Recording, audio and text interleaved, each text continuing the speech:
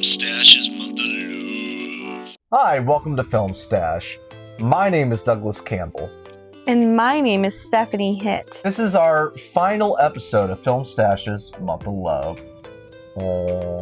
And today, we're going to be covering A24's We Live in Time. Told out of order, a couple, Almut and Tobias, face challenges in their relationship after Almut is diagnosed with ovarian cancer. Kind of just diving into it, honestly, it looked like it was going to be a romantic comedy when I was going in. I really didn't have any expectations of it, like when it was advertised last year. We finally got a chance to see it this year on HBO Max. If you don't want to get spoiled, I'd recommend checking it out right now on HBO Max or, Max. Or just watch the video and plug your ears. Did you have any expectations going into We Live in Time stuff? Honestly, I don't remember the trailers very much. I just knew there was a carousel. Yeah, that was the big thing that was advertised as the carousel, and then everyone was memeing to death the horse on the carousel. You ever see the pictures of it? Yes, and honestly, the carousel wasn't even that big a part of the plot. It's just the only time that they smiled in the entire movie. Well, that's not true. They smiled tons of other times in the movie, but stop. Okay, well, we'll talk about that later, though. Okay. Here are some facts I pulled from IMDb. When Florence Pugh couldn't make it to this film's premiere due to prior commitments, Andrew Garfield brought a life-size cutout of her to the premiere and just carried it around. That's so funny. It's really cute. I like that. I'll have to show you the pictures later. It's really funny. Florence Pugh goes through a lot in this movie, and we'll discuss more of it later. But she gets super pregnant in this movie. Not in real life, but in the movie. She gets super pregnant. Not just normal pregnant, but when you're pregnant and you can also have laser vision.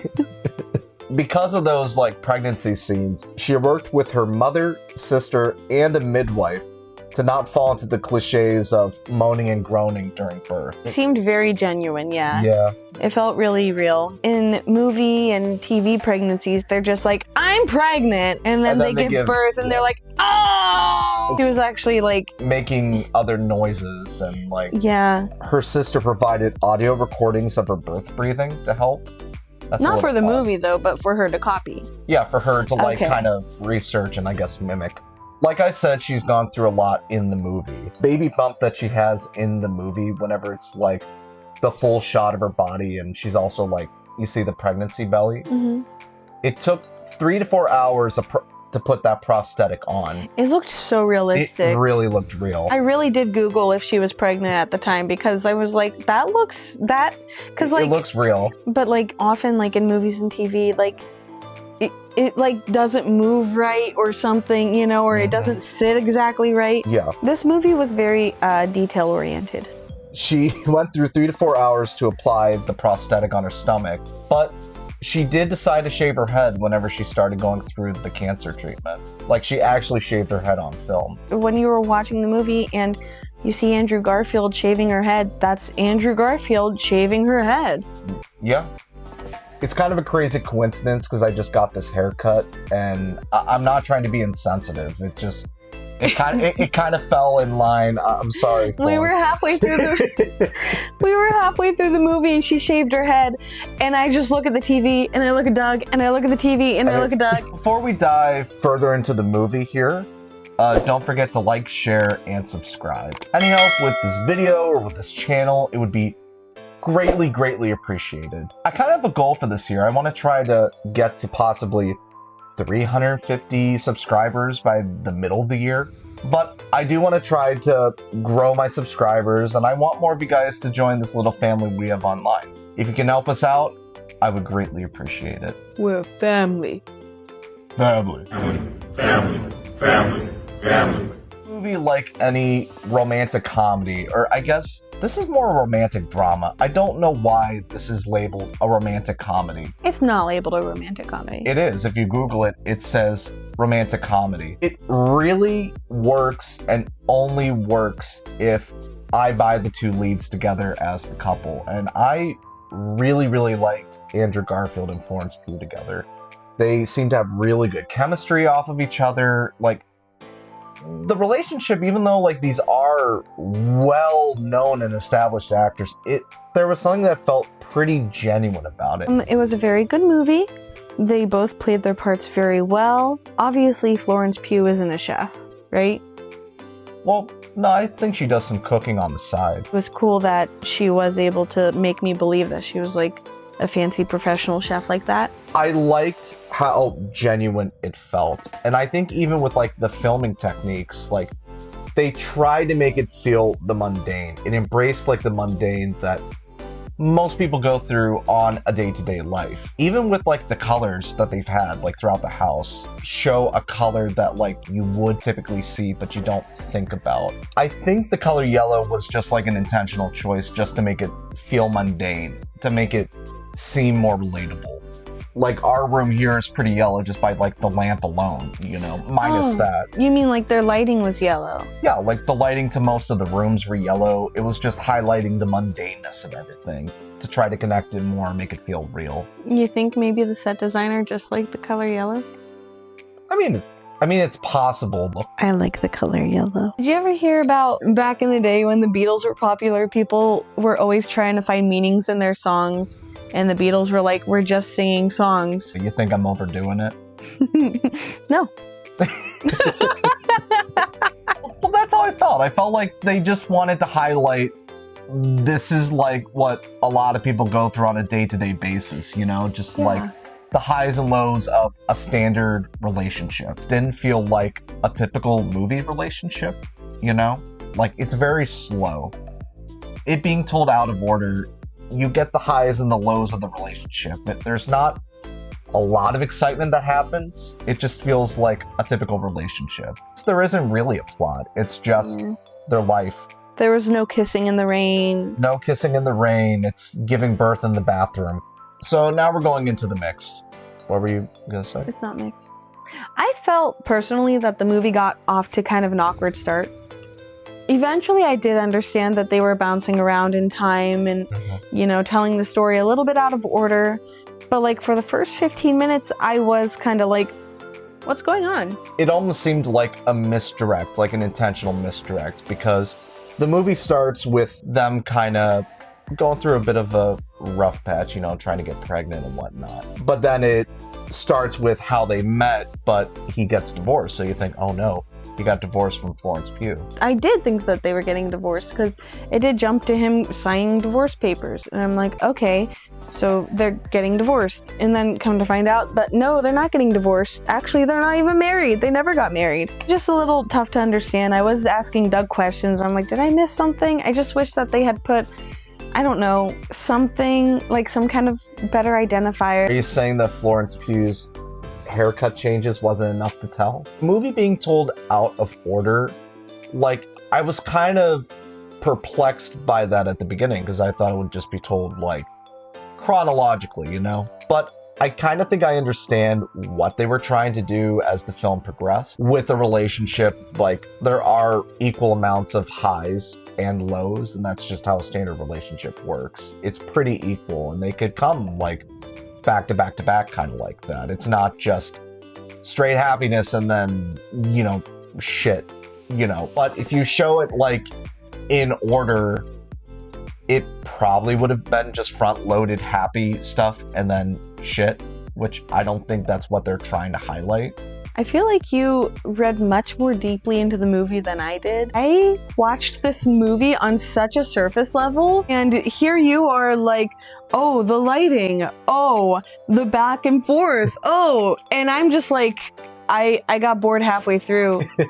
I was honestly so annoyed with Andrew Garfield's character. He's just so quiet and shy and like the personality of a saltine cracker. The movie in a nutshell would be like Florence Pugh being like blah blah blah, strong personality, and then Andrew Garfield would be like, tell me I'm wrong. He was very quiet. I didn't understand half the things he said. We definitely didn't watch the same movie. I have such contrasting feelings.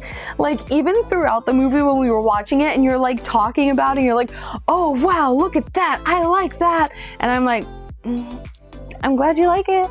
Listen, I'm not saying it's my favorite movie of all time. Yeah. Compared to like most romantic dramas we've gotten in like the last like 10 years, this is one of the better ones. I think you can admit that. I don't know. Well, I'm just saying, how many do we get in theaters still? Romantic movies often make me feel something. The most I felt was when they were having that big fight towards the end. In the last 20 minutes, they had like a 5-minute fight. And I was like, it's a pretty good fight, which I mean, it was. Like, you understood what the characters were feeling at the time, and Andrew Garfield enunciated. I'm sorry, guys. I hope I'm not like having a really hot take right now. I mean, I do acknowledge that it is a very good movie. It is a very good movie. Objectively, it's a very good movie, just not my taste. Yeah, no, that's fine. And I mean, I actually liked it quite a bit. I bought the relationship. I didn't. I mean, we could talk about it. I didn't see the chemistry. You didn't see the chemistry? I didn't see the chemistry as a couple. I think you're nuts. I thought they had tons of chemistry. I don't know if it was my mood or what, but I did not. We watched different movies. Like, the past couple days after we've seen it, and you keep like bringing it up, talking about it. And I'm just like, where'd he get that? Like, guys, he didn't even put a negative category in his notes because he has nothing negative to say about it. And then here I am. I have 2 pages full of just like pretty much bad stuff about the movie that I did not care for. The best thing I have is the house was really cute. I'm not sure about the framing device of it being told out of order. I thought there was quite intentional meaning with that. You didn't see it, obviously, and that's okay. The slight drawback, and this was something I had, like, I didn't know whether to place it in my mixed or negatives, and I ultimately placed it in mixed. With it being told out of order, and you get these events where you kind of have to piece together the story, and there's not really a forward momentum other than just moments of time. The movie felt long. It felt so long, guys. It felt long. I was taking notes and I was like, God, I'm getting really bored. I don't even know what to say about this movie. And I said, how much time is left? And he looks, and we're like 45 minutes in, and I'm like, oh God. It's an hour and 47 minutes. And I said, oh dear. But to be fair, like, I didn't think it was bad, but at the same time, I didn't think it was bad either. I don't know what I would cut, though, is the thing, you know? Because, like, what happens in the relationship and how it's told, I wouldn't really have cut anything. In your personal opinion, would you have put it in proper order then? Or would you have just kept it back and forth, back and forth? Listen, I've watched movies where they do jump around in time like that. I like that format when it's done well. I feel like this is the most confused I've been from a movie that is told out of order. For this one, I just didn't get much out of it. You know, like, I don't understand why they bounced around like that. I feel like if you are going to bounce around like that, you could tell the story a little bit differently.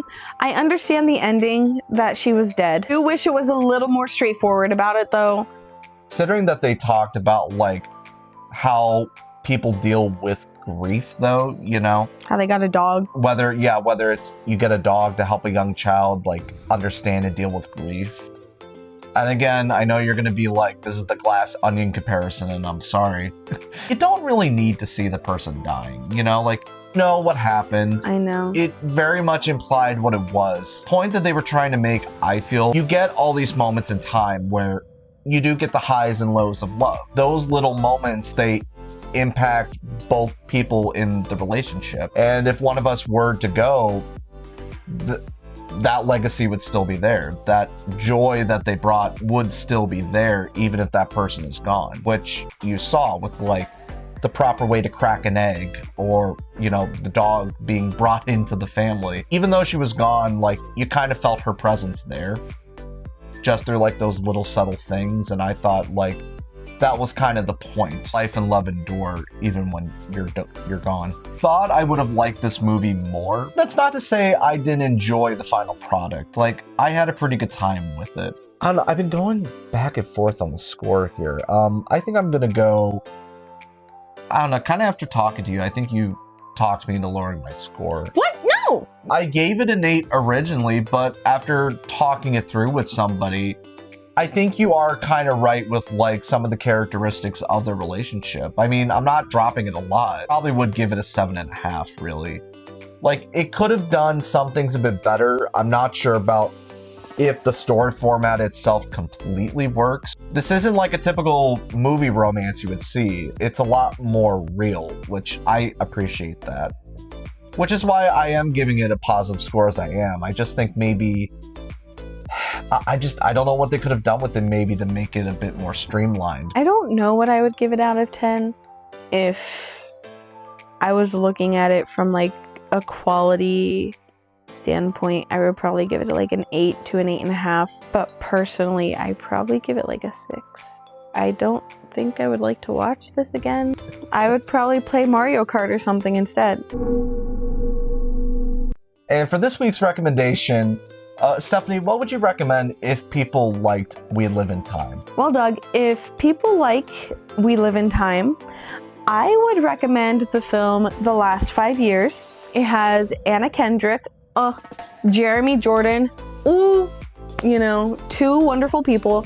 It is a musical, so I'll warn you of that. It is another story that is told out of order, has drama to it. It's very good. I've seen it about 400 times. I'm not as crazy about The Last 5 Years personally. Seeing as like how they play with the time structure, I think that's a good recommendation, Stephanie. Well, thank you. Well, that's all the time we have for today here on Film Stash. Thank you guys for joining us for Film Stash's Month of Love. My name is Douglas Campbell. My name is not Douglas Campbell. And if you excuse us, we're going to add to the stash.